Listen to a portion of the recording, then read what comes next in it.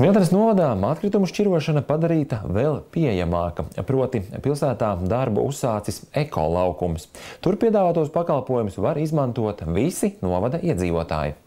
Svinīgi pārgriežot lentu, Smiltenē tiek atklāts ekolaukums. Tas ierīkots Limbažu ielā 8, netālu no neatliekamās medicīniskās palīdzības dienesta ēkas. Šis ir jau 14. ekolaukums, ko Ziemeļvidzemē izveidojis ZAO. Smiltenē tas tapis sadarbībā ar Smiltenes novada domi. Ekolaukuma izveidošana ir solis uz priekšu dabai draudzīgas atkritumu apsaimniekošanas jomā.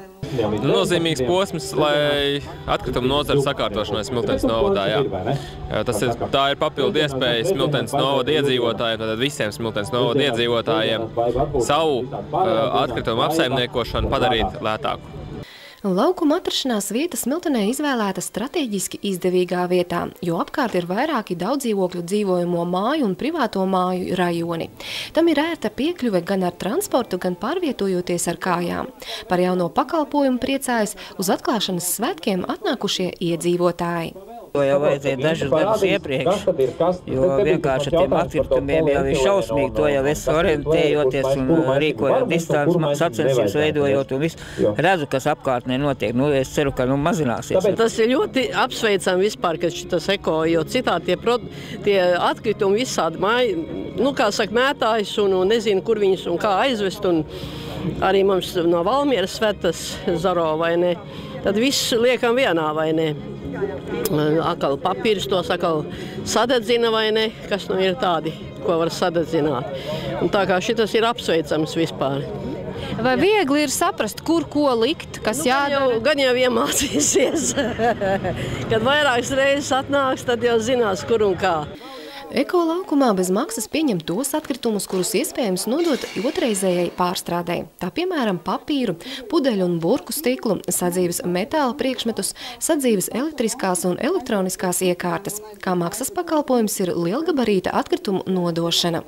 Par maksu ir lielgabarīta atkritumi. Tātad tās būs visas mēbeles, gultas, es nezinu, pat automašīnu bamperi, ko es tā varētu ātrumā iedomāties. Visas tās lietas, ko nevaram ielikt sadzīves atkritumu konteinerā, kas sauktos par lielgabarītiem, tās ir par maksu. Tātad ir vēl remontējam paši dzīvokli.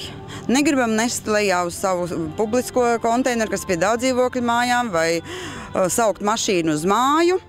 Atvedam paši uz šo te laukumu, un tas ir krietni lētāk nekā, kas saukt mašīnu uz māju. Salīdzinoši tā, ka ja brauc mašīnu uz māju, tad ir jāmaksā 15 lati, jāatved uz šejienu, tad vairs tikai 5 lati jāsamaksā. Cenu starpība ir diezgan būtiska. Bet tomēr mēbeles var vest uz šejienu, jo izskanēja, ka nē, bet mēs ātri noreaģējām par tik, cik bija iedzīvotājiem bija vēlmes, un arī kamēr šeit ierīkojām laukumu, nāca cilvēku un tieši par šo te jautājumu interesējas. Es būtu gatavs maksāt tikai, kur man viņu nolikt. Līdz ar to, tā kā mums šāda iespēja jau ir Valmierā vienā ekolaukumā, un no šī gada 1. jūnija ir arī Cēsu laukumā, tad domājam, kāpēc gan Smiltenē nē. Norobežotajā teritorijā strādā laukuma pārzinis, kura pienākumos ir nodrošināt kārtību ekolaukuma teritorijā, kā arī palīdzēt apmeklētājiem. Gaidīšu katru Smiltenes iedzīvotāju tā, lai vienmēr pilsēta būtu tīra. Lai nekur nekas nemētātos, ne mežmalās, ne upmalās, ne mājas pagalmos. Arī visu informāciju arī, kur arī pie jums var iegūt? Informācija pie manis, es arī katram klientam iedodu bukletiņu, kur parādīts ir, kā šķirot atkritumus, kur viņus var novietot, arī pati atradīšos klāt katram klientam.